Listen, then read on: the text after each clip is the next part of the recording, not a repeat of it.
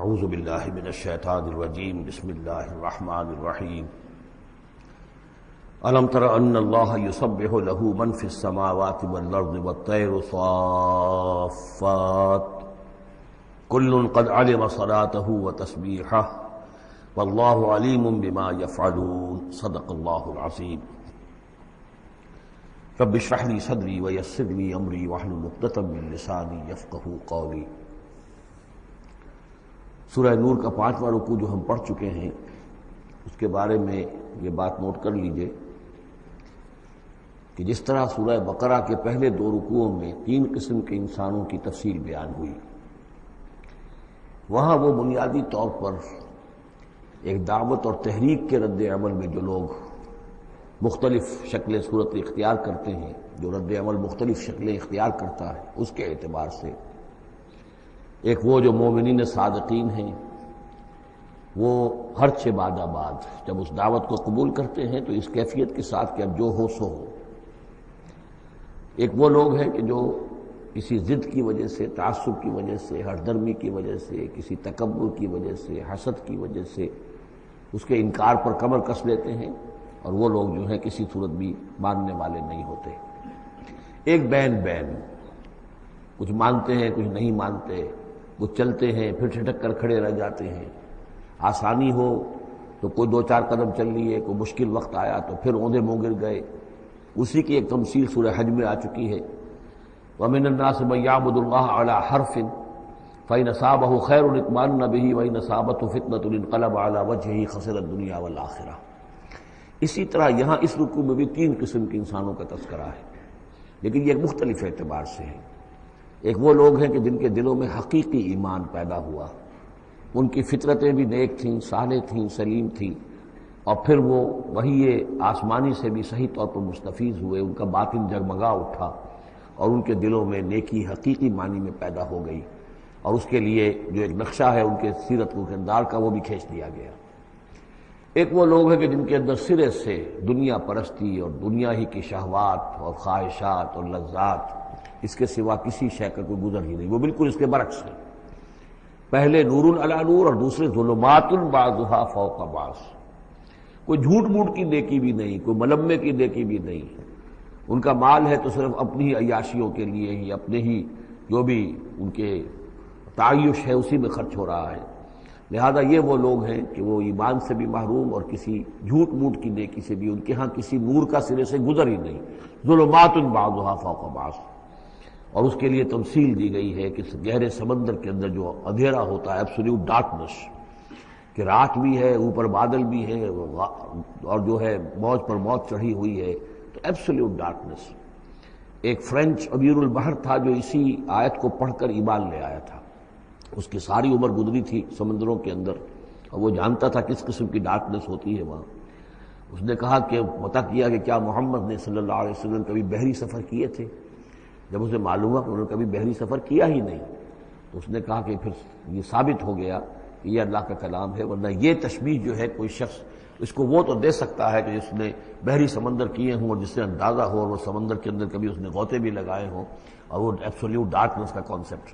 بہرحال یہ دوسری انتہا۔ بیچ میں وہ لوگ ہیں، بین ہیں، کچھ نیکیاں بھی کرتے ہیں، حقیقی ایمان سے محروم ہیں، نہ اللہ پر نہ یوم آخر پر ان کا پختہ ایمان نہیں ہے،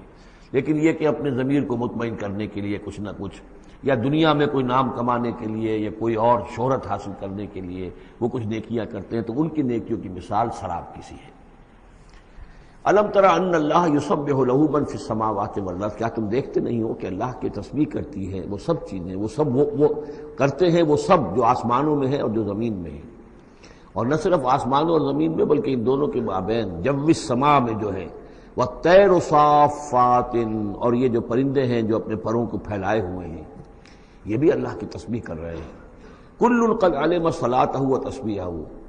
ہر ایک کے علم میں ہے، ہر ایک نے جان لی ہے اپنی نماز، اپنی صلاۃ اور اپنی تسبیح۔ یہ وہی بات ہے جو سورہ بنی اسرائیل میں آ چکی ہے، وَإِن مِّن شَيْءٍ إِلَّا يُسَبِّحُ بِحَمْدِهِ وَلَٰكِن لَّا تَفْقَهُونَ تَسْبِيحَهُمْ، کوئی شے نہیں ہے اس کائنات میں جو اللہ کی تسبیح و تحمید نہ کر رہی ہو، لیکن تمہیں اس کا شعور نہیں ہو سکتا۔ واللہ علیم بما یفعلون، اور جو کچھ وہ کرتے ہیں اللہ کے علم میں ہے۔ وَلِلَّهِ مُلْكُ السَّمَاوَاتِ وَالْأَرْضِ، اور اللہ ہی کے لیے ہے آسمانوں اور زمین کی بادشاہی، وَإِلَى اللَّهِ الْمَصِيرُ، اور اللہ ہی کی طرف لوٹ جانا ہے۔ الم تر ان اللہ یسجی سحابا، کیا تم دیکھتے نہیں ہو کہ اللہ تعالیٰ ہانک کر لاتا ہے بادلوں کو؟ کہاں سے ہوائیں لے کر چل رہی ہیں بادلوں کو، کہیں تو بے آف بنگال سے وہ اٹھی ہیں مانسون کی ہوائیں، اور کہاں تک پہنچ جاتی ہیں پاکستان تک۔ ان اللہ یسجی سحابا ثم یؤلف بینہ، پھر ان بادلوں کو آپس میں جوڑ دیتا ہے، ثم یجعلہ رکاما، پھر ان کو تہ بر تہ کر دیتا ہے۔ اب یہ تہ بر تہ کا معاملہ جو ہے، دیکھیے ہوائی سفر جس نے کیا ہے اسے اس کا تجربہ ہوتا ہے۔ جب جہاز چڑھتا ہے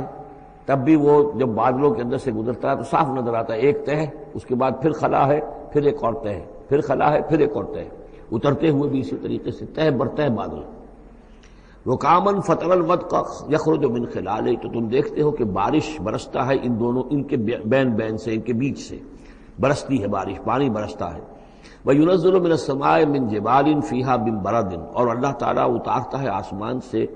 وہ پہاڑ بھی کہ جن میں وہ اولے ہوتے ہیں، یعنی یہ کہ اولے جو آ رہے ہیں زمین پر تو معلوم ہوتا ہے کہ جیسے ان کے بھی کوئی پہاڑ ہے آسمانوں کے اندر۔ فَيُصِيبُ بِهِ مَن يَشَاءُ، تو اللہ تعالیٰ یہ اولے برسا دیتا ہے جس پر چاہتا ہے، یعنی جس کی کھیتی برباد اللہ کو کرنی ہوتی ہے کسی سبب سے، اس کی کھیتی کے اوپر یہ اولے جا کے برس جاتے ہیں۔ وَيَصْرِفُهُ عَن مَن يَشَاءُ،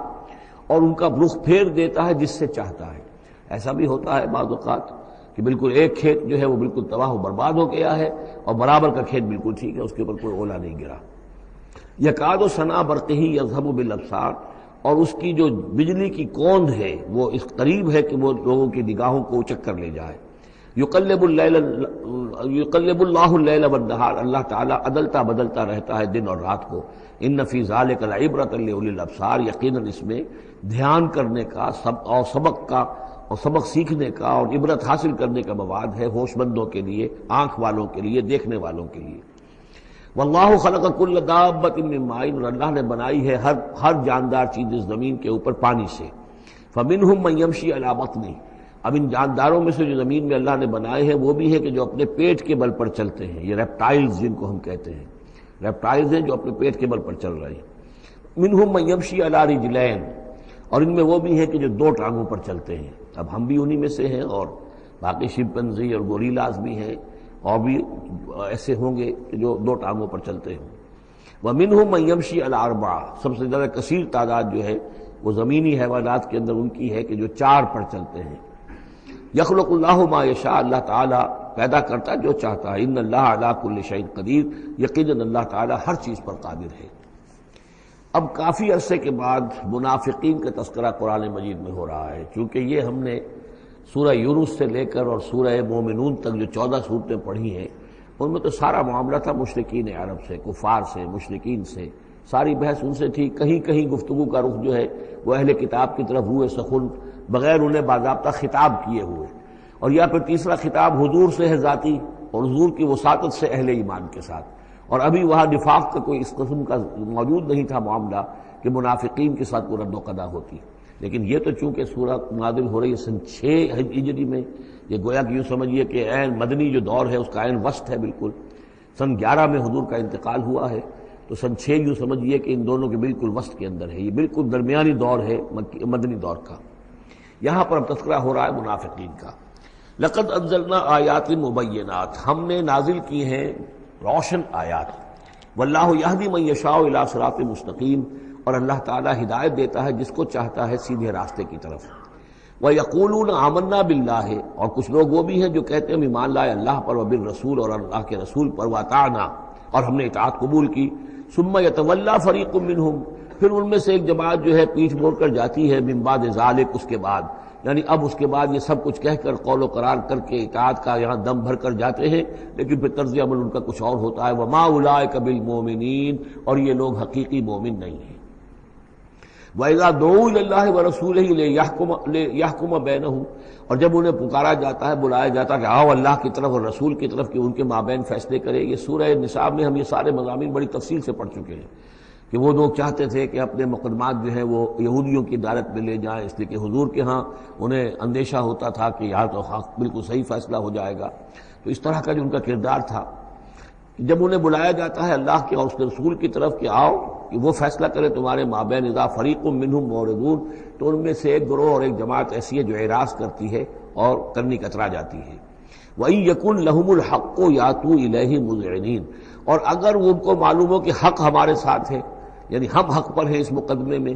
تو پھر وہ آتے ہیں بڑا یقین کا اظہار کرتے ہوئے، اذعان کے ساتھ اور یقین کے ساتھ اور اپنے ایمان کا اظہار کرتے ہوئے، کیونکہ انہیں یقین ہے کہ ہمارا کیس سچا ہے اور حضور کی عدالت میں ہم جائیں گے تو ہمارے حق میں فیصلہ ہو جائے گا، تو اب کوئی رکاوٹ نہیں۔ یاتوا الیہ مذعنین، خوب یقین کا اعتماد کا اظہار کرتے ہوئے آتے ہیں۔ افی قلوبہم مرض، کیا ان کے دلوں میں روگ ہے؟ ام ارتابوا، یا یہ شکوک میں مبتلا ہو گئے ہیں؟ ام یخافون ان یحیف اللہ علیہم، یا انہیں یہ اندیشہ ہے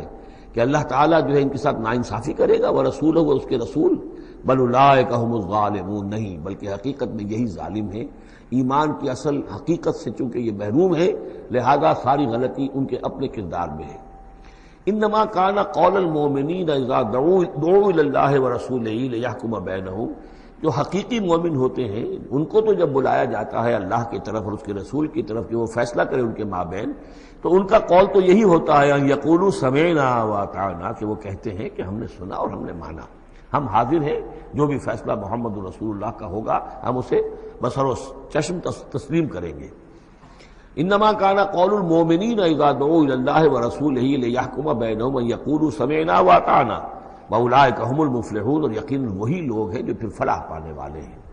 ومن یطع اللہ ورسولہ، اور جو اللہ کی اور اس کے رسول کی اطاعت کرتا ہے، ویخشى اللہ ویتقہ، اور اللہ کا خوف بھی رکھتا ہے، اس کا تقوی اختیار کرتا ہے، فاولئک هم الفائزون، تو یقیناً وہی لوگ ہیں کہ جو کامیاب ہونے والے ہیں۔ واقسموا باللہ جہد ایمانہم، اور وہ قسمیں کھا کھا کر کہتے ہیں، اللہ تعالیٰ کی قسمیں کھاتے ہیں اپنی امکانی حد تک، لئن امرتہم، اے نبی اگر آپ حکم دیں گے، لَيَخْرُجُنَّ، تو وہ لازماً نکل جائیں گے۔ آپ حکم دے دیا میں ہم حاضر ہیں، ویسے میری یہ مجبوری ہے، یہ میری تکلیف ہے، یہ مسئلہ ہے، ویسے آپ حکم دیں گے اگر، تو میں بالکل حاضر ہوں۔ یہ آپ کو اب بھی معلوم ہوگا کہ ہماری جماعتی زندگیوں کے اندر یہ مسئلہ ہوتا ہے کہ کوئی امیر ہے، اس نے ایک بات کہی ہے، کھل کر اس نے کہہ دیا ہے کہ میں یہ چاہتا ہوں کہ معاملہ اس طرح کیا جائے۔ اب کچھ لوگ کرنے کا کتراتے ہیں، اچھا جی اگر آپ حکم دیں گے تو میں کروں گا، لیکن یہ کیا بات ہے؟ جب وہ امیر ہے آپ کا، وہ بات کہہ رہا ہے، تو اس کی بات کو آپ حکم کیوں نہیں سمجھ رہے؟ اسی طریقے سے حضور صلی اللہ علیہ وسلم نے جب فرما دیا ہے کہ نکلنا ہے، اب دشمن کے مقابلے کے لیے نکلو، اب آپ چاہتے ہیں پی کال کر کے حضور ایک ایک کی خوشامد کریں کہ آئیے آپ ضرور نکلیے، خدا کے لیے ضرور چلیے، یہ حضور کرنے والے نہیں ہیں۔ واقسموا باللہ جہد ایمانہم، اور یہ اللہ کی قسمیں کھا کھا کر کہتے ہیں اپنی امکانی حد تک، لئن امرتہم، اے نبی آپ کا حکم ہوگا تو میں حاضر ہوں، لیخرجن، ہم ضرور نکلیں گے۔ قل لا تقسموا، اے نبی ان سے کہیے تم قسمیں مت کھاؤ، طاعۃ معروفہ، معروف طریقے پر اطاعت اختیار کرو۔ تم نے اعلان کیا ہے کہ تم مجھ پر ایمان لائے ہو، تم نے اعلان کیا ہے کہ تم مجھے اللہ کا رسول سمجھتے ہو، اب جو میں کہہ رہا ہوں اسے قبول کرو، اختیار کرو۔ یہ کیا ہے کہ میں کسی کو ایک ایک کو علیحدہ علیحدہ حکم دوں؟ ان اللہ خبیر بما تعملون، یقیناً جو کچھ تم کر رہے ہو اللہ اس سے باخبر ہے۔ قل اطیعوا اللہ واطیعوا الرسول، اے نبی کہہ دیجئے۔ اب دیکھیے نوٹ کر لیجئے، سورہ نساء میں نے تفصیل سے آپ کو بیان کیا تھا کہ منافقین پر تین ہی چیزیں بھاری تھیں۔ نمبر ایک، حضور کی شخصی اطاعت کرنا، نمبر دو، جہاد اور قتال کے لیے نکلنا، نمبر تین، ہجرت۔ تین ایشوز کے اوپر بڑی تفصیل سے وہاں گفتگو ہو چکی ہے۔ یہاں اطاعت رسول کو جو ہے، جو پہلا مضمون تھا سورہ نساء میں، اسی کو زیادہ موقت کیا جا رہا ہے۔ قل اطیعوا اللہ واطیعوا الرسول، کہیے ان سے اطاعت کرو، اللہ کی اطاعت کرو، اس کے رسول کی صلی اللہ علیہ وسلم۔ فإن تولوا، پھر اگر یہ پیٹھ موڑ لے، اگر تم منہ پھیرو گے، اگر منہ موڑ لو گے، فإنما علیہ ما حمل، تو سن لو ہمارے نبی پر ذمہ داری ہے اس کام کی جو ہم نے ان پر ڈالا ہے، وعلیکم ما حملتم، اور تم سے باز پرس ہوگی اس کی جو تمہارے اوپر ڈالا گیا ہے۔ یعنی نبی نے جو ذمہ داری تھی اللہ کا دین تم تک پہنچایا، اللہ کے احکام پہنچا دیے، ان کا کام جو ہے اس پر ختم ہو گیا۔ اب اطاعت کرنا، اس کی تعمیل کرنا، اس کے حکم پر چلنا، اللہ کے دین کے لیے تن من دھن لگانا، اور یہ سارا کام تمہیں کرنا ہے۔ تو جو ان کی ذمہ داری ہے وہ ادا کریں گے، اور اللہ کے ہاں ان سے ان کے بارے میں سوال کر لیا جائے گا، اور جو تمہاری ذمہ داری ہے ظاہر بات ہے کہ اس کے جواب بھی تمہیں کرنی ہے۔ اس میں یہ بھی ہوتا ہے بسا اوقات کہ کسی شخص کو یہ گمان ہو جائے، ظاہر بات ہے میں نے آپ کو سنایا تھا کہ ایک شخص نے کہہ دیا تھا حضور سے، اے دل یا محمد، اے محمد عدل سے کام لیجیے صلی اللہ علیہ وسلم. بڑی گستاخی کے ساتھ اس نے کہا، گویا کہ الزام لگایا کہ آپ یہ جو صدقات کی جو تقسیم کر رہے ہیں یا مال غنیمت تقسیم کر رہے ہیں، اس میں آپ عدل سے کام نہیں لے رہے. تو حضور نے بھی غصے میں جواب دیا تھا کہ انما عدل فلم یا عدل، اگر میں عدل نہیں کروں گا تو کون کرے گا. اسی طریقے سے ہو سکتا ہے کسی جماعتی زندگی کے اندر کوئی امیر ہے اور اس سے کوئی شخص یہ محسوس کرے، اس کا ساتھی، کہ مجھ پر زیادتی کی ہے انہوں نے، امیر نے زیادتی کی ہے. کوئی بات نہیں، امیر نے زیادتی کی ہے تو امیر اس کی جواب دہی اللہ کے ہاں کر لے گا، اللہ تعالیٰ کے ہاں جواب دہی ہو جائے گی. اور اگر ہو سکتا ہے اس کے کچھ جو بھی نیکیاں ہے وہ تمہارے حساب میں اللہ تعالیٰ درج کر دے، لینا دینا وہاں ہو جائے گا، ڈیبٹ کریڈٹ ہو جائے گا. لیکن اس کا مطلب یہ ہو کہ ناراض ہو کر بیٹھ رہا ہو کہ اب اپنی ذمہ داری ادا نہیں ہو رہی، تو پھر تو جواب دہی تمہاری ہو جائے گی اللہ کے ہاں، ایکسپلیشن کال تمہاری ہو جائے گی کہ ناراض ہو کر بیٹھ رہے ہیں کیونکہ انہوں نے میرے ساتھ یہ کیا ہے لہذا میں بس اب کام کچھ نہیں کروں گا. یہ تو گویا کہ ایک منفی طرز عمل ہے. تمہیں جواب دہی کرنی ہے اپنے فرائض کی، اپنی ذمہ داریوں کی. تو یہ جماعتی زندگی سے متعلق بعض بہت اہم ہیں جو مباحث اس سورہ مبارکہ میں آئے ہیں، اور ان میں سے بعض ہمارا جو منتخب نصاب نمبر 2 ہے جو اس سورہ مبارکہ کی آخری آیات ہیں وہ اس کے ایک درس کی حیثیت سے اس میں شامل ہیں. جو جماعتی زندگی جو ہے، جب ایک جماعت بنانی پڑے گی، اگر دین کا کام کرنا ہے تو اکیلے اکیلے تو نہیں ہو سکتا. جماعت کا نظم ہو، ایک ڈسپلن ہو، ایک حزب اللہ وجود میں آئے جو سورہ مائدہ میں ہم دیکھ آئے ہیں، فَإِنَّ حِزْبَ اللَّهِ هُمُ الْغَالِبُونَ. غلبہ جو ہے تو وہ حزب اللہ کو اللہ تعالیٰ دیتا ہے. ید اللہ علی الجماعہ، جماعت کے اوپر اللہ کا ہاتھ ہے، جماعت کی کو اللہ کی نصرت اور تائید حاصل ہوتی ہے. اس جماعتی زندگی کے بعد ایسے نفسیاتی معاملات ہوتے ہیں اور اس کے اندر بعض ایسے حساس مسائل ہوتے ہیں کہ جن کے بارے میں بڑی عمدہ رہنمائی دی گئی ہے مختلف مقامات پر. ان پر ہم نے پھر مرتب کیا ہے منتخب نصاب، مطالعہ قرآن حکیم کا منتخب نصاب نمبر 2. قل اطیعوا اللہ واطیعوا الرسول فإن تولوا فإنما علیہ ما حمل. ان پر جو ذمہ ہے وہ ان کی اپنی ذمہ داری کا، اور جو تمہارے اوپر جو بوجھ ہے، جو تمہاری مسئولیت ہے وہ تمہاری ذمہ داری کی. وَإِن تُطِيعُوهُ تَهْتَدُوا. جان لو یہ اللہ کے رسول ہیں، اگر تم ان کی اطاعت پر کاربند رہو گے تبھی تم ہدایت یافتہ ہوگے. وَمَا عَلَى الرَّسُولِ إِلَّا الْبَلَاغُ الْمُبِينُ. اور ہمارے رسول پر سوائے صاف صاف پہنچا دینے کے اور کوئی ذمہ داری نہیں ہے. اب جو آیت آ رہی ہے یہ بھی طویل آیات میں سے اور عظیم ترین آیات میں سے آیت استخلاف، یہ خلافت کا جو اللہ تعالیٰ نے وعدہ کیا ہے اس امت سے. وعد اللہ الذین آمنوا منکم وعملوا الصالحات. اے مسلمانوں، اللہ کا وعدہ ہے تم میں سے ان لوگوں کے ساتھ جو ایمان اور عمل صالح کی شرطیں پوری کر دیں گے. یہ نام کے مسلمان، نسلی مسلمان جو اللہ کے حکم پر چلتے بھی نہ ہوں، اللہ کے احکام کے مطابق عمل نہ کرتے ہوں، دین کے لیے تن من دھن لگانے کو تیار نہ ہوں، ان سے یہ وعدہ نہیں ہے. وعدہ ہے حقیقی اہل ایمان جو ایمان حقیقی کی شرط پوری کرے اور ایمان کے جو عملی تقاضے ہیں ان کو بھی بجا لائیں. وعد اللہ الذین آمنوا منکم وعملوا الصالحات لیستخلفنہم فی الارض. کہ وہ انہیں زمین میں خلافت عطا کرے گا، حکومت عطا کرے گا، غلبہ عطا کرے گا. کما استخلف الذین من قبلہم. جیسے کہ اس نے خلافت عطا کی تھی ان کو جو ان سے پہلے تھے. حضرت داؤد کو، حضرت طالوت کو، حضرت سلیمان کو جو خلافت دی گئی، بعد میں بھی مکابی حکومت قائم ہوئی ہے، اس میں بھی خلافت قائم ہوئی. تو یہ خلافت جیسے پہلے ہم نے دی تھی سابقہ امت مسلمہ کو، ایسے ہی اے امت محمد صلی اللہ علیہ وسلم تمہیں بھی خلافت دی جائے گی، بشرطے کہ ایمان اور عمل صالح کی یہ 2 شرطیں تم پوری کرو. اب یہ خلافت جو ہے اس کو 3 انداز میں یہاں بیان کیا گیا ہے. لَيَسْتَخْلِفَنَّهُمْ فِي الْأَرْضِ. انہیں لازماً خلافت دے گا زمین میں، حکومت دے گا. کما استخلف الذین من قبلہم. جیسے کہ خلافت دی تھی اور حکومت دی تھی ان کو کہ جو ان سے پہلے تھے. وَلَيُمَكِّنَنَّ لَهُمْ دِينَهُمُ الَّذِي ارْتَضَىٰ لَهُمْ. اور ان کے اس دین کو زمین میں غلبہ عطا کرے گا، قوت عطا کرے گا، تمکن عطا کرے گا جو اللہ نے ان کے لیے پسند کر لیا ہے. ظاہر بات ہے مسلمانوں کی خلافت ہے تو اس کے معنی کیا ہے؟ اللہ کے دین کا غلبہ ہے. وہ تو بات تو ایک ہی ہے، اللہ کا دین غالب، اس کے کیا معنی ہے؟ مسلمانوں کی خلافت. تو چیز ایک ہی ہے لیکن یہاں 3 الفاظ لا کر اس کی اہمیت کو نمایاں کیا جا رہا ہے 3 اعتبارات سے. وَلَا يُمَكِّنَنَّ لَهُمْ دِينَهُمُ الَّذِي ارْتَضَىٰ لَهُمْ. اب یہاں دیکھیے وہی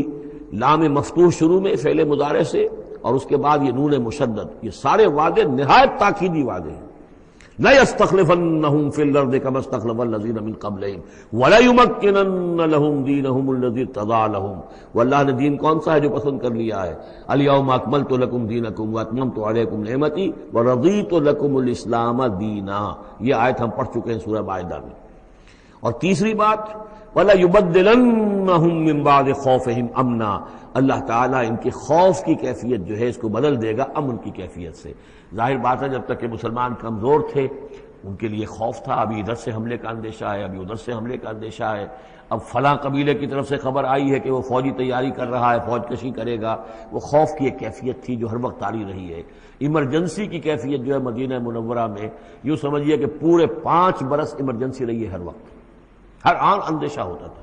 خبریں آ رہی ہیں اب ادھر سے کوئی قبیلہ حملہ کرنے والا ہے، اب یہ مکے میں کوئی ان کی ملاقاتیں ہوئی ہیں، کوئی سازش ہوئی ہے، ابھی کوئی خط چلا گیا ابو عامر راہب کا کوئی مشن ہے، یہ ساری خبریں آتی تھیں۔ لیکن یہ کہ اب اس کے بعد وہ وقت آ جائے گا کہ ان کا جو خوف کی کیفیت ہے بدل جائے گی امن سے۔ یعبدوننی لا یشرکون بی شیئا، میں یہاں اس کو سمجھتا ہوں مستقبل سے متعلق، جب ایسا ہو جائے گا تو پھر وہ میری بندگی کریں گے کہ اس میں کسی شے کی شرک جو ہے گوارا نہیں کریں گے۔ جب تک اللہ کی حکومت نہیں ہے تو ظاہر بات ہے کچھ نہ کچھ شرک تو ہو ہی رہا ہے۔ اب ہم یہاں رہ رہے ہیں، پاکستان میں رہ رہے ہیں، اللہ کا دین تو قائم نہیں ہے، قانون کس کا ہے؟ اللہ کا تو نہیں ہے، تو گویا کہ ہم قومی اعتبار سے، اجتماعی اعتبار سے کفر اور شرک میں زندگی بسر کر رہے ہیں۔ ہاں ہمارا اپنا کوئی عقیدہ فرض کیجئے ہے بھی ٹھیک، بالکل مشرکانہ اوہام سے ہم نے اپنے آپ کو پاک کر لیا ہے، اور توحید فی العقیدہ ہماری بالکل صحیح ہے، لیکن سوال یہ کہ ہم اس ملک کے شہری ہیں، اس ملک کا دستور ہے، اس ملک کے اندر جو ہے اللہ کی حکومت اور اللہ کے قانون کی بالادستی نہیں ہے، تو اس کے کیا معنی؟ ہم بھی اس کے شہری ہونے کی حیثیت سے اس میں ملوث ہیں۔ تو یہ ہے کہ یہ توحید کامل اس وقت ہوگی جب یکون الدین کلہ للہ، جب دین کل کا کل اللہ کے لیے ہو جائے گا۔ عملاً توحید کی تکمیل اس وقت ہوگی۔ یعبدوننی، میری بندگی کریں گے، لا یشرکون بی شیئا، اور میرے ساتھ کسی شے کو شریک نہیں کریں گے۔ ومن کفر بعد ذلک فاولئک هم الفاسقون، اور جو اس کے بعد بھی کفر کریں تو پھر وہ تو فاسق ہیں، ناہنجار ہیں، سرکش ہیں۔ اس کے بھی دو معنی ہو سکتے ہیں، جب دین کا غلبہ ہو گیا پھر بھی جو کفر کرے وہ تو معلوم ہوا کہ اس کے اندر خیر سرے سے ہے ہی نہیں۔ ایک یہ ہے کہ باطل کا غلبہ ہے، باطل کے غلبے میں کسی بندہ مومن کے لیے ایمان لانا مشکل ہے، ایمان پر قائم رہنا مشکل ہے، اسلام پر عمل کرنا مشکل ہے۔ لیکن جب دین غالب ہو گیا ہو تو اب تو ظاہر بات ہے کہ اب تو ساری رکاوٹیں دور ہو گئیں۔ اب تو ایک شخص کی کسی کی اپنی فطرت ہی میں کجی آ چکی ہے، کوئی پرورٹڈ نیچر کا شخص ہے تبھی وہ رہے گا کہ جو اسلام سے دور رہے۔ ومن کفر بعد ذلک فاولئک هم الفاسقون، اور میرے نزدیک اس کا ایک مفہوم یہ بھی ہے کہ ہمارے ان 3 پختہ وعدوں کے بعد بھی جو شخص کمر ہمت نہ کس لے اور اس کام کے لیے کھڑا نہ ہو جائے، گویا کہ وہ ہماری بات کا کفر کر رہا ہے، انکار کر رہا ہے، اسے ہمارے ان وعدوں پر یقین نہیں ہے۔ ومن کفر بعد ذلک فاولئک هم الفاسقون، تو وہ تو گویا کہ فاسق ہیں اور سرکش ہیں اور ناہنجار ہیں۔ اس آیت کو ذہن میں رکھیے، اس حدیث کو آج میں چاہتا ہوں کہ اس کا متن بھی آپ کو سنا دوں کہ اس کی خبر دی ہے محمد رسول اللہ صلی اللہ علیہ وسلم نے۔ تاریخی اعتبار سے تو یہ نوٹ کر لیجئے، یہ سن 6 ہی کے اندر، ابتدائی میں سن 6 کے یہ آیت نازل ہوئی۔ سن 6 ہی میں صلح حدیبیہ ہو گئی، انا فتحنا لک فتحا مبینا، گویا کہ اس آیت کا جو مصداق ہے وہ ظاہر ہونا شروع ہو گیا۔ سن 7 میں غزوہ خیبر ہوا، اللہ نے بہت بڑا مال غنیمت مسلمانوں کو دیا۔ سن 8 میں مکہ فتح ہو گیا۔ سن 9 میں موپنگ اپ آپریشن ہو گیا، اعلان کر دیا گیا حج کے اندر کہ آئندہ سے یہاں کوئی مشرک نہیں آئے گا، اور اب تمہارے لیے اتنی مہلت ہے، کوئی معاہدہ قائم نہیں رہے گا، جو معاہدے ہیں میعادی ان کی میعاد ختم ہوتے ہی معاہدہ ختم، اور جن کی میعاد کوئی نہیں تھی ان کے لیے ہم 4 مہینے کی میعاد مقرر کر رہے ہیں کہ اس کے بعد کوئی معاہدہ کسی مشرک سے نہیں ہے، جب یہ مدت ختم ہو جائے گی قتل عام شروع ہو جائے گا۔ یہ تو اللہ تعالیٰ کی طرف سے جزیرہ نما عرب کے اندر دین کی تکمیل ہو گئی، خلافت قائم ہو گئی، اللہ کی حکومت قائم ہو گئی۔ جیسے حضرت داؤد خلیفہ تھے، یہاں حضرت محمد خلیفہ ہے صلی اللہ علیہ وسلم، اس لیے کہ حاکم اب کون ہے؟ حضرت محمد صلی اللہ علیہ وسلم۔ اپنی زندگی میں تو حاکمیت جو بھی ہے آپ کے پاس ہے۔ اس کے بعد خلافت راشدہ میں پھر یہ خلافت کہاں سے کہاں پہنچی وہ آپ کو معلوم ہے، لیکن پھر ریورسل شروع ہو گیا۔ لیکن وہ حدیث میں آپ کو سنا رہا ہوں، حضرت نعمان ابن بشیر سے مروی ہے رضی اللہ تعالی عنہ، اور مسند احمد ابن حنبل میں یہ روایت ہے کہ حضور نے یہ فرمایا صلی اللہ علیہ وسلم، تکون النبوۃ فیکم ما شاء اللہ ان تکون،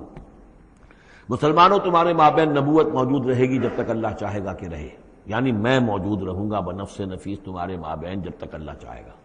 ثم یرفع اللہ اذا شاء یرفعها، پھر اللہ تعالیٰ اس کو اٹھا لے گا جب چاہے گا، نبوت کو اٹھا لے گا، یعنی میرا انتقال ہو جائے گا، تو ایک دور جو ہے وہ ختم ہو جائے گا۔ فرمایا ثم تکون خلافتا علی منہاج النبوہ،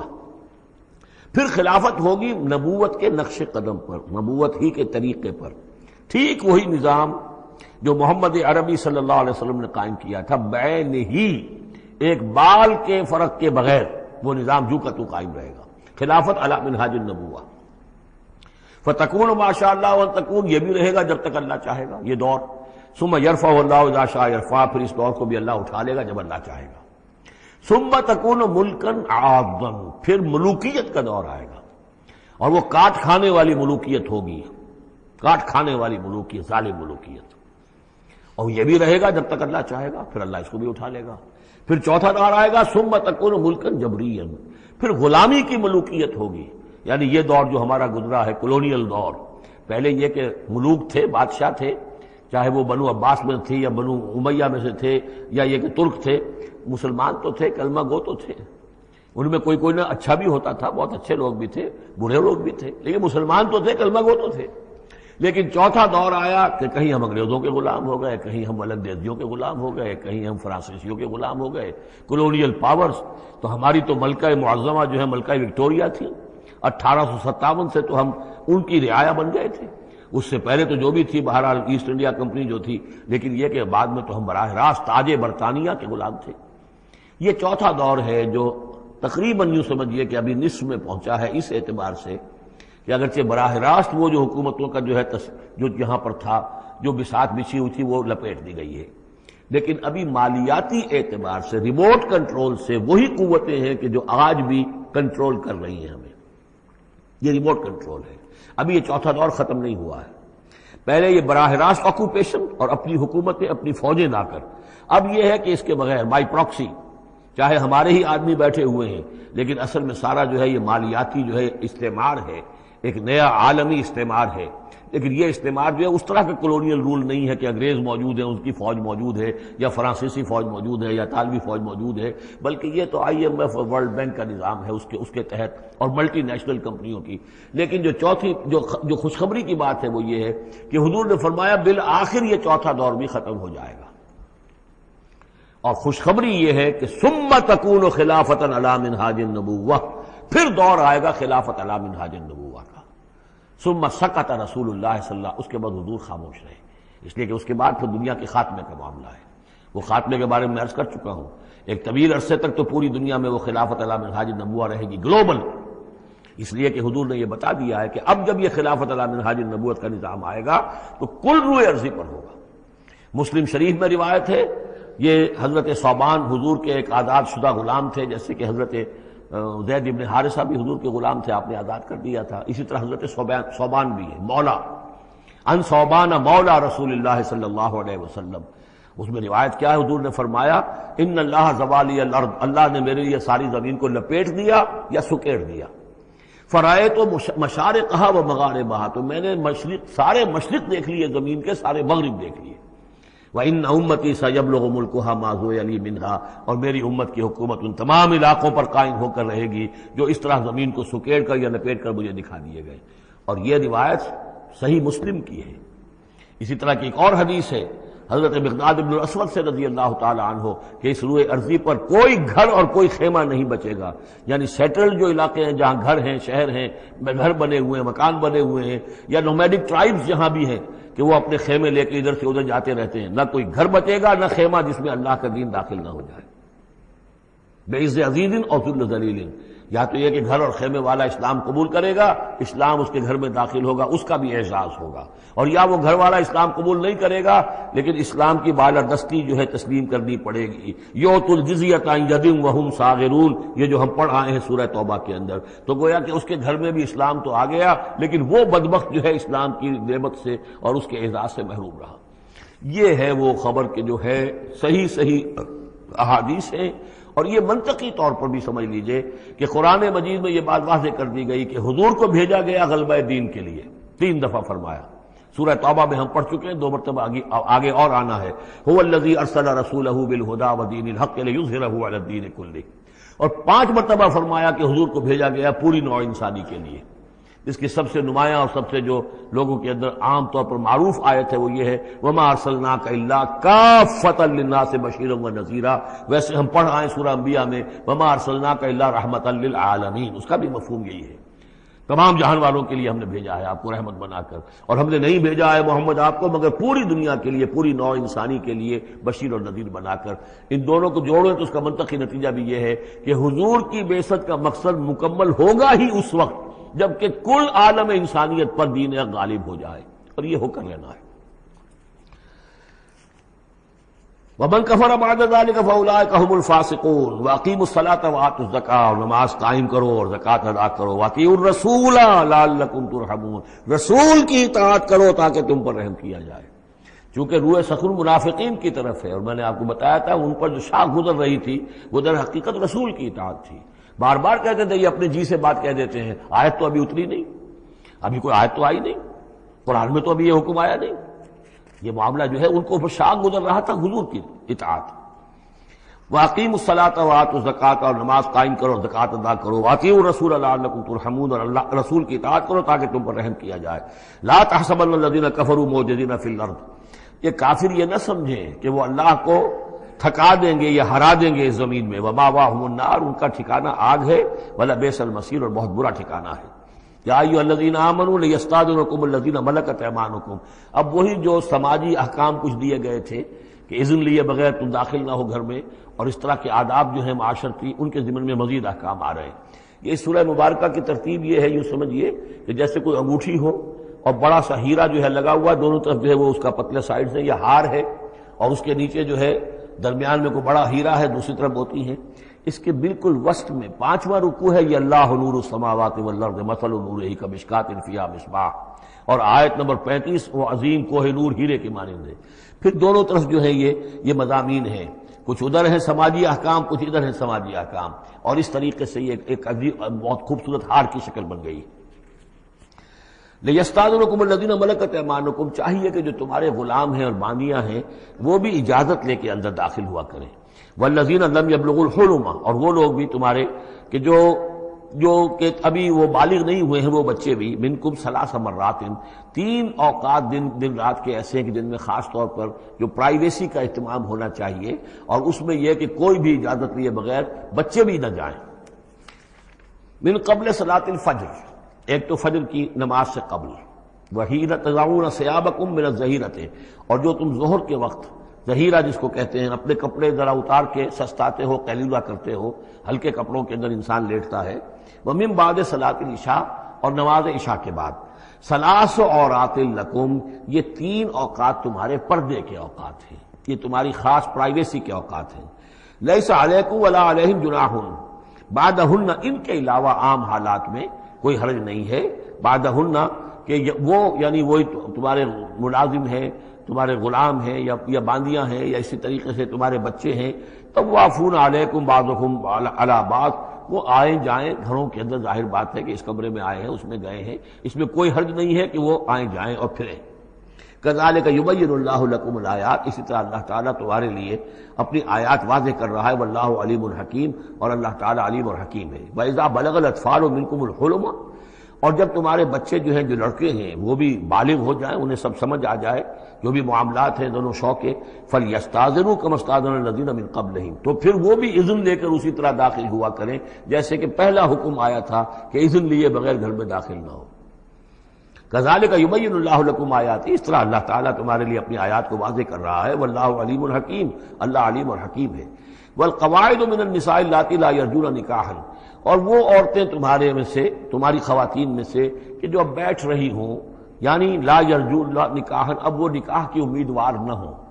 ایک خاص عمر سے گزر چکی ہیں، اب کوئی نکاح وغیرہ کرنے کا سوال نہیں ہے، بیوہ ہیں یا کچھ اور جو بھی معاملہ ہے، لیکن یہ کہ بہرحال اب معمر ہو چکی ہیں،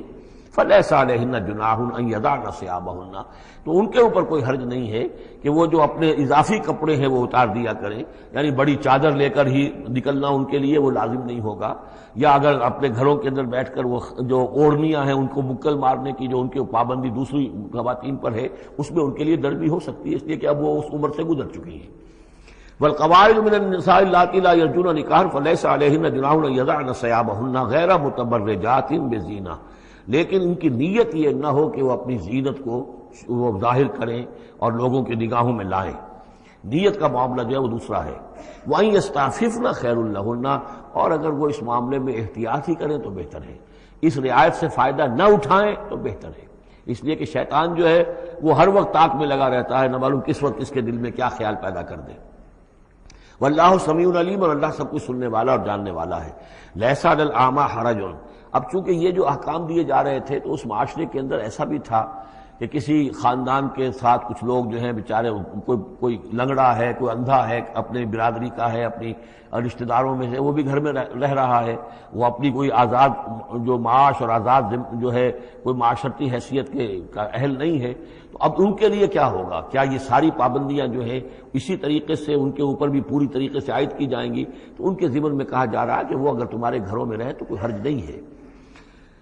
لیس علی الاعمی حرج، کوئی کسی اندھے کے اوپر کوئی حرج نہیں ہے، کوئی تکلیف نہیں ہے. ولا علی الاعرج حرج، اور نہ ہی کسی لنگڑے پر. ولا علی المریض، اور نہ بیمار پر حرج. ولا علی انفسکم، نہ تمہارے اوپر کوئی اس میں کوئی تنگی ہے. ان تاکلوا من بیوتکم و بیوت آبائکم، کہ تم کھانا کھایا کرو اپنے گھروں سے، اپنے باپوں کے گھروں سے، اور بیوت امہاتکم، یا اپنی ماؤں کے گھروں سے، اور بیوت اخوانکم، اپنے بھائیوں کے گھروں سے، اور بیوت اخواتکم، یا اپنی بہنوں کے گھروں سے، اور بیوت اعمامکم، یا اپنے چچاؤں کے گھروں سے، اور بیوت عماتکم، یا اپنی پھوپھیوں کے گھروں سے، اور بیوت اخوالکم، یا اپنے ماموں کے گھروں سے، اور بیوت خالاتکم، یا اپنی خالاؤں کے گھروں سے، او ما ملکت مفاتحہ، یا یہ کہ جس کی کنجیاں تمہارے ہاتھ میں ہے، کارخانہ ہے، اس کے مالک ہی تم ہو، وہاں جاؤ اور وہاں پر جا کر تم کھانا پینا ہو تو کھاؤ. اور صدیقکم، یا تمہارے اپنے دوست ہیں اس کے گھر سے. لیس علیکم جناح ان تاکلوا، کوئی حرج نہیں ہے تم پر اس میں، ان تاکلوا جمیعا، کہ سب مل کر کھاؤ، او اشتاتا، یا علیحدہ علیحدہ کھاؤ.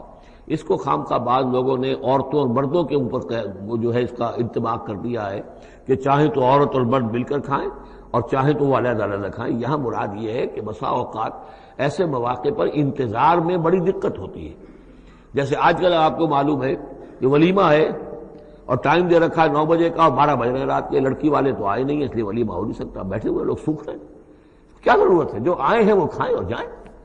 لہذا یہ نہیں ہے کہ سب کے سب جمع ہو کر ہی اور ایک ہی جمعیت ہو تبھی وہ کھائیں، بلکہ یہ کہ اپنی ضرورت کے تحت جیسے بھی ہو، اگر سب مل جل کر بیٹھ کر کھائیں تب بھی کوئی حرج نہیں، اور اگر علیحدہ علیحدہ گروپس کے اندر یہ کھا لیا جائے تب بھی کوئی حرج نہیں. یہ مجلسی احکام جو دیے جا رہے ہیں اس سے مراد یہ نہیں ہے کہ سطر اور حجاب کے احکام بھی یہاں پہ ٹوٹ جائیں گے، اور یہاں پر جو ہے گھریلو جو ہے اگر پارٹیز کوئی تھرو کی گئی ہیں تو اس میں کوئی پردے وردے کی حاجت نہیں ہے، اس میں مرد اور عورتیں جو ہیں وہ مخلوط طور پر شریک ہو جائیں، معاذ اللہ، یہ مراد نہیں.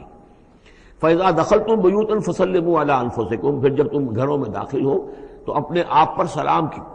بھیجا کرو. یعنی انفسکم سے مراد ہے گھر میں رہنے والے جو ہیں وہ تمہارے ہی میں سے ہیں، تمہارے رشتہ دار ہیں، عزیز ہیں، یا تمہارے اپنے گھر میں بھی داخل ہو تو السلام علیکم کہو. تحیۃ من عند اللہ مبارکۃ طیبۃ، یہ دعا ہے اللہ کے پاس سے، اللہ نے تمہیں سکھائی ہے السلام علیکم، اور یہ مبارک بھی ہے اور پاک بھی ہے. کذالک یبین اللہ لکم الآیات لعلکم تعقلون، اسی طرح اللہ تعالیٰ تمہارے لیے اپنی آیات کو واضح کر رہا ہے، کھول کر بیان کر رہا ہے تاکہ تم عقل سے کام لو. اب آخری جو رکوع ہے اس کا، اس سورہ مبارکہ کا، اور اس کی کل 3 آیات ہیں، یہ خالص جماعتی زندگی، وہ جو جہاد اور قتال کے لیے یا کسی اور اجتماعی کام کے لیے حضور جب نکلتے تھے اور اہل ایمان آپ کے ساتھ ہیں، اس وقت کیا صورتحال ہونی چاہیے. انما المؤمنون الذین آمنوا باللہ ورسولہ، مومن تو صرف وہی ہیں جو ایمان لائے اللہ پر، اس کے رسول پر. وَإِذَا كَانَ مَعَهُ عَلَىٰ أَمْرٍ جَامِعٍ، اور جب وہ ہوتے ہیں ان کے ساتھ یعنی رسول کے ساتھ کسی اجتماعی کام کے ضمن میں، لم يذهبوا حتى يستاذنوه، تو وہاں سے جاتے نہیں ہیں جب تک کہ اجازت نہ لے لیں. اب آپ نکلے ہیں کسی کام کے لیے، ایک نفری ہے آپ کے ساتھ، لیکن یہ کہ کوئی کہیں کھسک جائے کوئی کہیں کھسک جائے تو یہ تو صحیح نہیں ہے.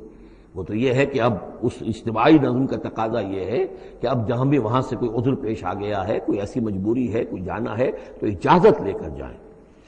علی امر جامع لم یذهبوا حتى یستاذنوه، جب تک اذن نہ لے لیں. ان الذين یستاذنونک اولئک الذین یؤمنون باللہ ورسولہ، یقیناً جو اے نبی جو لوگ آپ سے اجازت لیتے ہیں وہی ہیں کہ جو ایمان رکھتے ہیں اللہ پر، اس کے رسول پر. فیستاذنوک،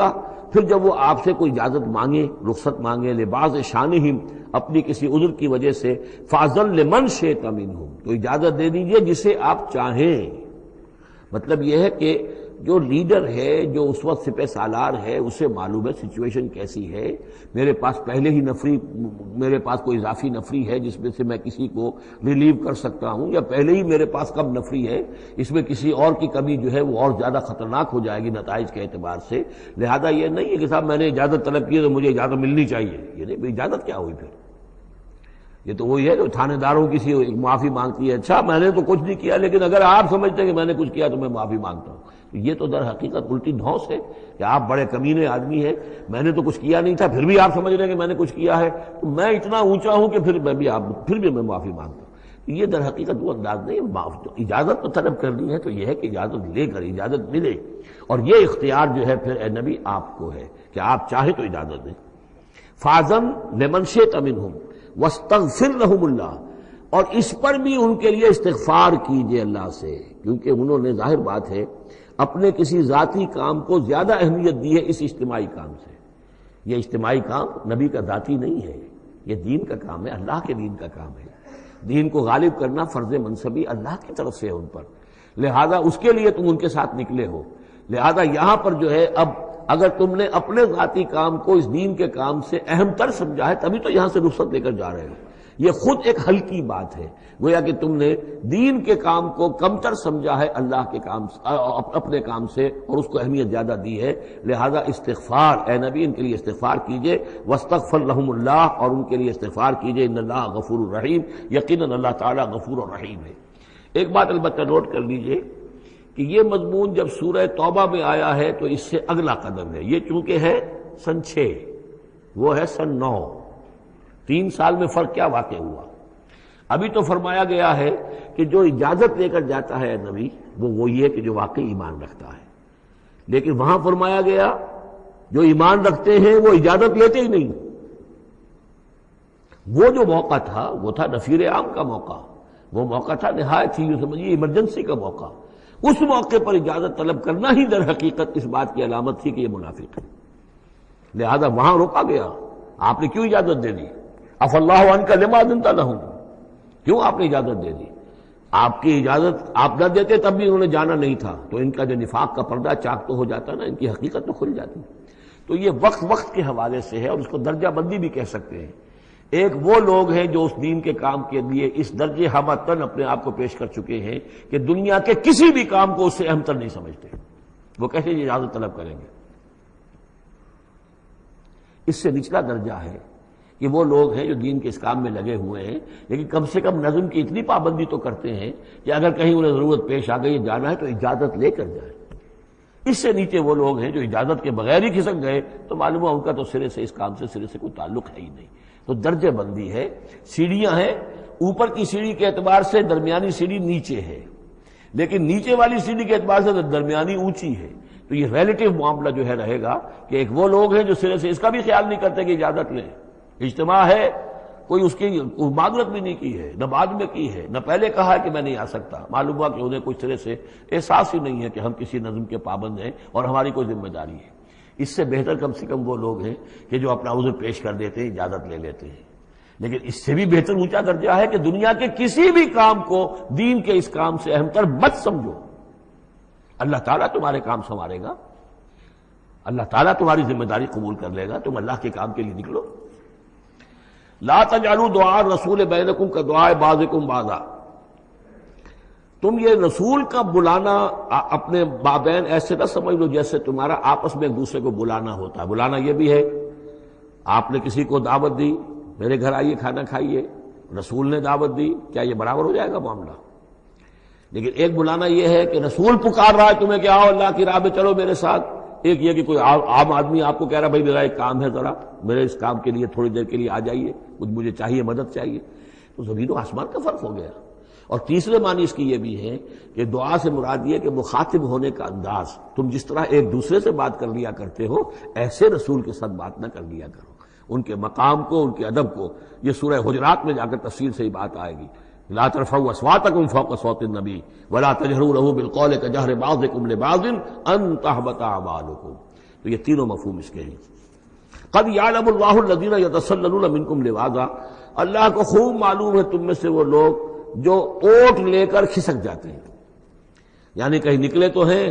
درج ہو گیا کہ یہ بھی جانے والوں میں ہے، کہیں دیکھا کہ کوئی دیکھ نہیں رہا، کھسک گئے، یا اجتماع ہے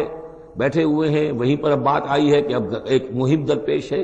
اب انہیں سمجھ میں آ گیا کہ اب نام مانگے جائیں گے، کون لوگ اس کے لیے اپنے آپ کو والنٹیئر کرتے ہیں، تو اس سے پہلے کہ وہ مرحلہ آئے وہ وہاں سے کھسک جائیں۔ یتسللون منکم، جو سٹک جاتے ہیں، کھسک جاتے ہیں آنکھ بچا کر لوازا۔ فلیحذر الذین یخالفون عن امرہ، تو انہیں ڈرنا چاہیے کہ جو رسول کے معاملے میں، رسول کے بات کی مخالفت کرتے ہیں، ان تصیبہم فتنۃ، کہ ان پر کوئی عذاب اللہ کی طرف سے آ جائے، کوئی پکڑ آ جائے، کوئی بہت بڑی آزمائش آ جائے، اور یصیبہم عذاب علیم، یا ان کے اوپر کوئی بہت بڑا دردناک عذاب آ جائے۔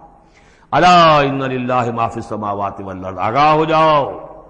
یقیناً اللہ ہی کے لیے ہے جو بھی کچھ ہے تمام آسمانوں میں اور جو بھی کچھ ہے زمین میں۔ قد یعلم ما انتم علیہ، اللہ خوب جانتا ہے کہ تم کس مقام پر کھڑے ہو، تمہاری حیثیت کیا ہے، حقیقت کیا ہے، ایمان کتنا ہے، کتنے پانی میں ہو، تمہارے اعمال کیسے ہیں، ما انتم علیہ، جس حال میں تم ہو اللہ خوب جانتا ہے۔ وَيَوْمَ يُرْجَعُونَ إِلَيْهِ، اور جس دن کے وہ لوٹائے جائیں گے اللہ کی طرف، فَيُنَبِّئُهُم بِمَا عَمِلُوا، تو اللہ تعالیٰ ان کو جتلا دے گا جو کچھ کے عمل انہوں نے کیے ہوں گے۔ واللہ بکل شیء علیم، اور اللہ ہر چیز کا علم رکھنے والا ہے۔ یہاں تیسرا گروپ جو ہے مکی اور مدنی صورتوں کا وہ ختم ہو گیا۔ مکی صورتیں 14، مدنی صرف 1، سورہ نور۔ اب یہ چوتھا گروپ شروع ہو رہا ہے، اور اس میں 8 صورتیں جو ہیں وہ مکی آئیں گی، جن میں سے 4 الف لام میم سے شروع ہوں گی، سورہ عنکبوت اور سورہ روم، سورہ لقمان، سورہ سجدہ، اور 4 جو ہیں یہ مختلف، ایک تو بغیر کسی حروف مقطعات کی ہے، یہ سورۃ الفرقان، یہ پہلی ہے، اور پھر 3 جو ہیں ان کے اندر مختلف جو ہیں آئیں گے حروف مقطعات۔ یہاں سے وہ گروپ اب شروع ہو رہے ہیں کہ جن کا مرکزی مضمون توحید ہے، اس لیے کہ اگرچہ ویسے یہ چوتھا گروپ شروع ہو رہا ہے، لیکن چونکہ مکی صورتوں کا تو یہ تیسرا ہی گروپ ہے۔ مکی پہلی صورت، پہلے گروپ کے اندر صرف سورہ فاتحہ ہے، وہ ویسے بھی مکی مدنی کی تقسیم سے بلند تر ہے، تو گویا کہ 2 جو پہلے گروپ آئے، جن میں سے پہلے میں صرف 2 مکی صورتیں تھیں، الانعام، الاعراف، دوسرے میں یہ 14 سورہ یونس سے لے کر مومنون تک، بلکہ ہاں مکی صورتیں۔ اب یہ تیسرا گروپ ہے سورۃ الفرقان سے لے کر اور سورہ سجدہ تک، یہ 8 صورتیں ہیں۔ اس کے بعد مدنی صورت آئے گی سورہ احزاب، اور سورہ احزاب مانوی اعتبار سے جوڑا ہے سورہ نور کا۔ بسم اللہ الرحمن الرحیم، تبارک الذی نزل الفرقان علی عبدہ لیکون للعالمین نذیرا۔ بڑی بابرکت ہے وہ ہستی جس نے کہ الفرقان نازل فرمایا اپنے بندے پر۔ یہ تیسری صورت ہے کہ جس کے مطلع میں پہلی آیت میں حضور کا جو تذکرہ ہے وہ عبد کی نسبت سے ہے۔ سورہ بنی اسرائیل، سبحان الذی اسریٰ بعبدہ لیلا من المسجد الحرام الی المسجد الاقصی۔ سورہ کہف، الحمدللہ الذی انزل علی عبدہ الکتاب، اور یہاں پر اب یہ تیسری صورت ہے تبارک الذی نزل الفرقان علی عبدہ لیکون للعالمین نذیرا، تاکہ ہو جائیں تمام جہان والوں کے لیے خبردار۔ اس قرآن کے ذریعے سے محمد الرسول اللہ کی رسالت ہے جو تا قیام قیامت جاری رہے گی۔ جس کو بھی قرآن پہنچ گیا، حضور کا انذار پہنچ گیا، وہ آیت یاد کر لیجئے سورہ انعام میں آئی تھی، قل اوحی الی ھذا القرآن لانذرکم بہ ومن بلغ، جس کو بھی قرآن پہنچ جائے، اب آگے پہنچانا امت کا کام ہے۔ الذی لہ ملک السماوات والارض، وہ کہ جس کے لیے ہے بادشاہی آسمانوں اور زمین کی، ولم یتخذ ولدا، یہ بہت یعنی مشابہ ہے سورہ بنی اسرائیل کی آخری آیت سے، اس نے کسی کو اپنی اولاد نہیں بنایا، ولم یکن لہ شریک فی الملک، اور نہ ہی اس کا کوئی ساجی ہے حکومت میں، حکومت کے اختیارات میں، حاکمیت میں، وخلق کل شیء، اور اسی نے ہر شے کو پیدا کیا، وہ خالق ہے تنہا، باقی سب مخلوق ہیں، فقدرہ تقدیرا، اور ہر شے کی پھر اس نے ایک اندازہ مقرر کر دیا ہے، ہر شے کے لیے ایک اندازہ ہے۔ واتخذوا من دونہ آلہۃ، اور انہوں نے اختیار کر لیے ہیں اس کے سوا ایسے آلہہ، ایسے دیوی اور دیوتا، لا یخلقون شیئا وہم یخلقون، جو کسی بھی شے کی تخلیق نہیں کرتے بلکہ وہ تو خود مخلوق ہیں، ولا یملکون لانفسہم ضرا ولا نفعا، اور نہ انہیں اختیار خود اپنے بارے میں کسی برائی کا یا بھلائی کا ہے، نہ کسی اچھائی کا اور نہ کسی برائی کا، ولا یملکون موتا ولا حیاتا ولا نشورا، نہ انہیں اختیار ہے موت کا، نہ اختیار ہے جینے کا، نہ اختیار ہے جی اٹھنے کا۔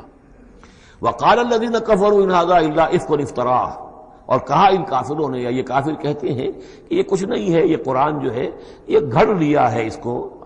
اس محمد نے صلی اللہ علیہ وسلم، ان ہذا نہیں ہے یہ الا افک افترا ہو، بلکہ ایک افک ہے، گھڑی ہوئی شے ہے جس کو کہ گھڑ لیا ہے اس نے، وعانہ علیہ قوم آخرون، اور اس میں مدد کی ہے اس کی کچھ اور لوگوں نے۔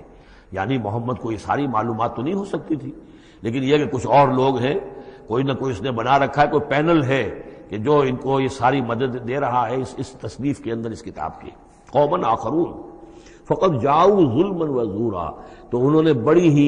ظلم پر اور بڑے جھوٹ کے اوپر کمر کس لی ہے، انہوں نے اتنی ایسی بڑی باتیں جو کہی ہیں، یہ گویا کہ بہت بڑا جھوٹ ہے اور بہت بڑا افتراء ہے۔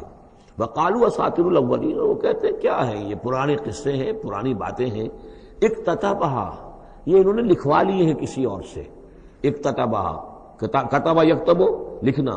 اکتتاب باب افتعال ہوگا، کسی سے کچھ لکھوا لینا، اکتتبھا، انہوں نے لکھوا لی ہیں چیزیں، فہی تملا علیہ بکرۃ واصیلا، اور یہ ان کو پھر ڈکٹیٹ کرائی جاتی ہیں، املا کرائی جاتی ہیں صبح شام،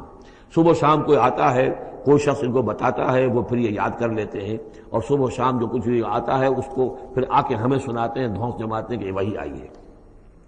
قل انزلہ الذی یعلم السر فی السماوات والارض، کہہ دیجئے اسے نازل کیا ہے اس ہستی نے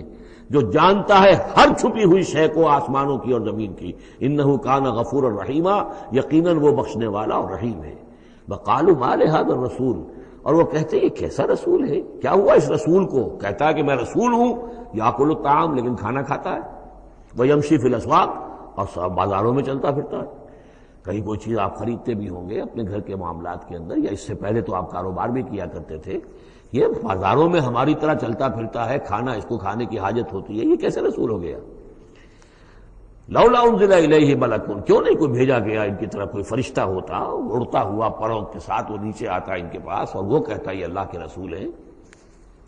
فیکون معہ ظہیرا نذیرا، اور وہ ان کے ساتھ ہوتا، آگے آگے چلتا ان کے، ہٹو بچو جیسے چلتے ہیں یہ اللہ کے رسول آ رہے ہیں، اور وہ خبردار کرتا ہے لوگوں کو ان کے ساتھ مل کر۔ اور یلقا الیہ کنز، یہ وہی باتیں جو سورہ بنی اسرائیل میں آ چکی ہیں، یا ان کو دے دیا گیا ہوتا، ان پر ڈال دیا گیا ہوتا، آسمان سے گر پڑتا ان پر ایک خزانہ،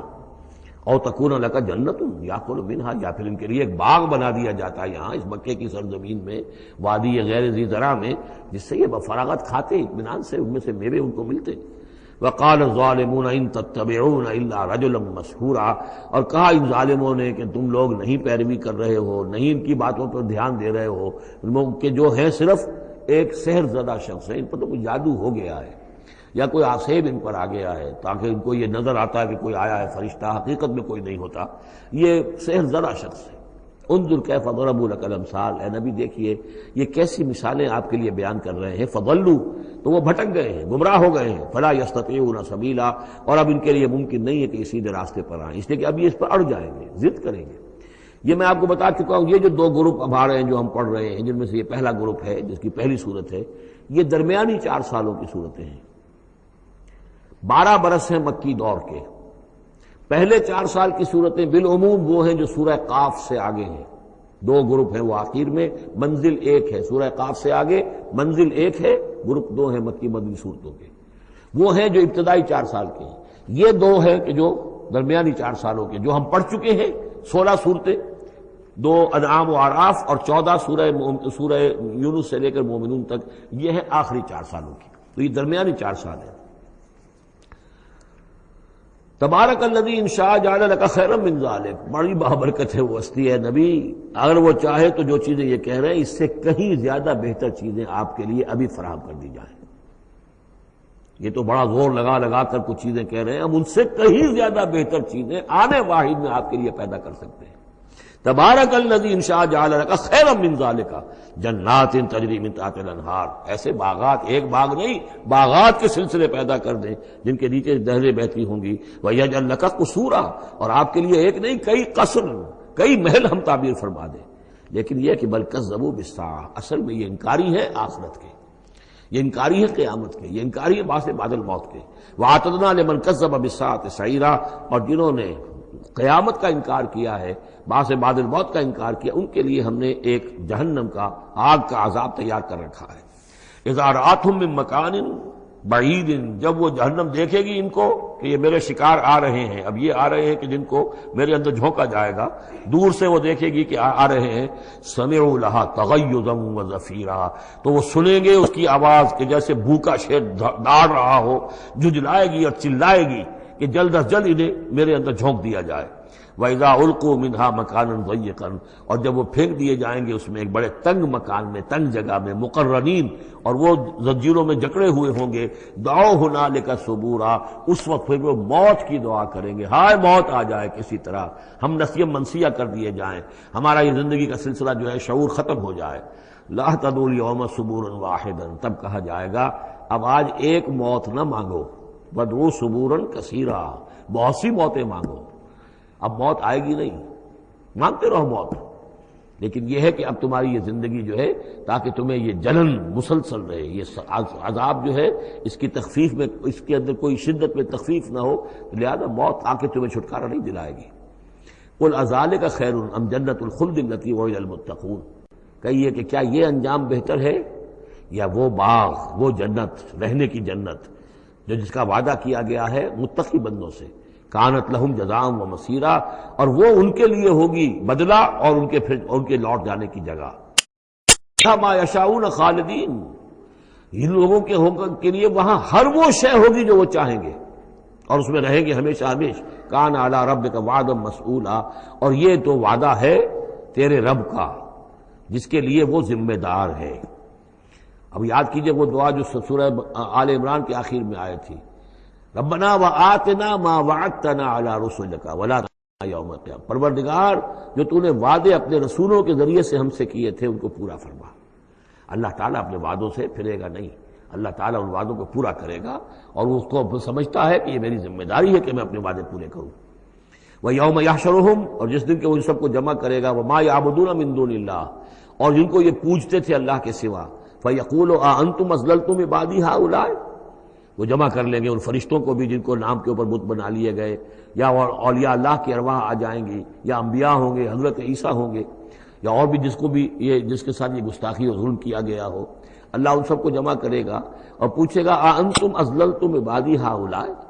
کیا آپ لوگوں نے میرے ان بندوں کو گمراہ کیا تھا؟ اب ہم ضلوا السبیل، یا وہ خود ہی گمراہ ہو گئے تھے، سیدھے راستے سے بھٹک گئے تھے۔ قالوا سبحانک ما کان ینبغی لنا ان نتخذ من دونک من اولیاء، وہ کہیں گے تو پاک ہے اس سے، اور یہ تو ہمارے لیے تو یہ سرے سے ممکن ہی نہیں، ہمارے لیے یہ کسی طرح روا ہی نہیں تھا کہ ہم تیرے سوا کسی کو اپنے ولی بنا لیں، ہم نے ان لوگوں کو ولی قرار نہیں بنایا۔ ولیکن متعتہم وآباءہم، یعنی یہ کہ جیسے ولایت باہمی ہے، اللہ اہل ایمان کا ولی اور مومن اللہ کے ولی، اللہ ولی الذین آمنوا یخرجہم من الظلمات الی النور، اور اللہ الا ان اولیاء اللہ لا خوف علیہم ولا هم یحزنون، تو یہی رشتہ ہونا چاہیے تھا ان معبودوں کے ساتھ اگر وہ برحق ہوتے، کہ وہ اس کے ولی ہوتے اور وہ ان کے ولی ہوتے، لیکن فرمایا کہ یہ ہو ہی نہیں سکتا کہ ہم ان سے کوئی رشتہ استوار کرتے۔ ما کان لنا ما کان ینبغی لنا ان نتخذ من دونک من اولیاء ولکن متعتہم وآباءہم، لیکن اے اللہ آپ نے ان کو سامان دیا، ساز و سامان انہیں اور ان کے آباء و اجداد کو، اور ان کو فراوانی دی، دولت دی، حیثیت دی، ذکر، یہاں تک کہ وہ ذکر کو بھول گئے، یاد دہانی کو بھول گئے، ہدایت کو بھول گئے جو ان کو دی گئی تھی۔ وَكَانُوا قَوْمًا بُورًا، اور یقیناً یہ بڑے تباہ ہونے والے لوگ تھے۔ فَقَدْ كَذَّبُوكُمْ، اب اللہ کہے گا ان لوگوں سے دیکھو بھائی انہوں نے تو تمہیں جھٹلا دیا، بِمَا تَقُولُونَ، جو تم کہہ رہے ہو کر دی۔ فلا تستطيعون صرفا ولا نصرا، تو اب نہ تم لوٹا سکتے ہو اس بات کو اور نہ ہی کوئی مدد ہو سکتی ہے۔ ومن یظلم منکم نذقه عذابا کبیرا، اور جو کوئی بھی تم میں سے گناہگار ہے اب تو اسے بہت بڑا عذاب مل کر رہے گا۔ وما ارسلنا قبلک من المرسلین الا انہم لا یاکلون الطعام، اور اے نبی یہ آپ کو اعتراض کر رہے ہیں کہ یہ کیسے نبی ہیں کھانا کھاتے ہیں، ہم نے نہیں بھیجا آپ سے پہلے مرسلین کو، رسولوں کو، الا انہم لا یاکلون الطعام، مگر یہ وہ بھی بازاروں میں چلتے پھرتے تھے۔ وَجَعَلْنَا بَعْضَكَ لِبَعْضٍ فتنة، لوگوں کو بعض کے لیے فتنہ بنا دیا ہے، آزما رہے ہیں۔ اتصبرون، تو اے مسلمانوں اب تم ثابت قدم رہو، صبر کرو۔ وَكَانَ رَبُّكَ بَصِيرًا، اور یقیناً آپ کا پروردگار دیکھ رہا ہے۔ بارک اللہ لی ولکم فی القرآن العظیم ونفعنی وإیاکم بالآیات والذکر الحکیم۔